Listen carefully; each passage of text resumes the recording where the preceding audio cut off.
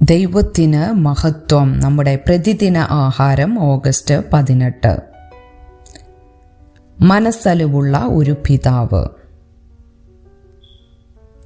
അപ്പനും മക്കളോട് കരുണ തോന്നുന്നത് പോലെ യഹോവയ്ക്ക് തൻ്റെ ഭക്തന്മാരോട് കരുണ തോന്നുന്നു.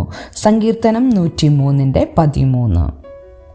8 വയസ്സുള്ള ഗബ്രിയേലിൻ്റെ തലച്ചോറിൽ ഒരു ട്യൂമർ നീക്കം ചെയ്യാനുള്ള ശസ്ത്രക്രിയയ്ക്ക് ശേഷം അവൻ്റെ തലയുടെ വശത്ത് ശ്രദ്ധേയമായ ഒരു പാട് അവശേഷിച്ചു.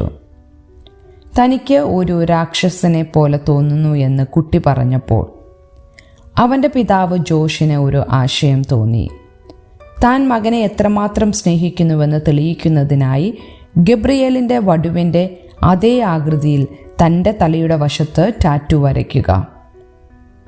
സങ്കീർത്തനക്കാരൻ്റെ അഭിപ്രായത്തിൽ ദൈവത്തിന് തൻ്റെ മക്കളോട് ഇതുപോലുള്ള സഹാനുഭൂതിയും മനസ്സലിവും നിറഞ്ഞ സ്നേഹമാണുള്ളത്. മനുഷ്യജീവിതത്തിൽ നിന്നുള്ള ഒരു രൂപകം ഉപയോഗിച്ച് ദാവീദ് ദൈവസ്നേഹത്തെ ചിത്രീകരിച്ചു. ഒരു നല്ല പിതാവ് തൻ്റെ മക്കളെ പരിപാലിക്കുന്നത് പോലെ ആർദ്രമാണതെന്ന് അവൻ പറഞ്ഞു.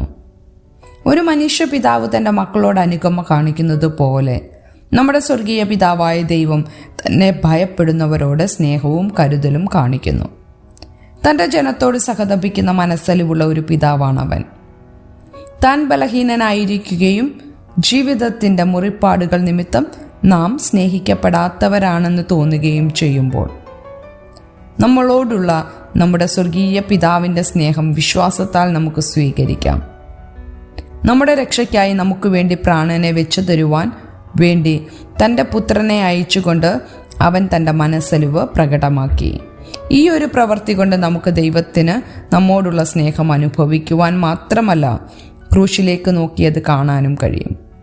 നമ്മുടെ ബലഹീനതകളിൽ സഹതാപം കാണിക്കുവാൻ കഴിയുന്ന ഒരു മഹാപുരോഹിതൻ നമുക്കുണ്ടായതിൽ നിങ്ങൾക്ക് സന്തോഷമില്ലേ? അത് തെളിയിക്കാനുള്ള മുറിപ്പാടുകൾ അവൻ്റെ പക്കലുണ്ട്. ചിന്തിക്കുക, ദൈവം നിങ്ങളെ സ്നേഹിക്കുന്നുവെന്നറിയുന്നതും അവൻ്റെ സ്നേഹം അനുഭവിച്ചറിയുന്നതും തമ്മിലുള്ള വിടവ് നിങ്ങൾ എങ്ങനെയാണ് ശ്രദ്ധിക്കുന്നത്? നമ്മുടെ മഹാപുരോഹിതനായ യേശുവിന് നിങ്ങളുടെ എല്ലാ മുറിവുകളോടും മനസ്സലിവ് കാണിക്കുവാൻ കഴിയുമെന്നത് നിങ്ങളിൽ എന്ത് വികാരമാണ് ഉളവാക്കുക? ദൈവത്തിന് മഹത്വം.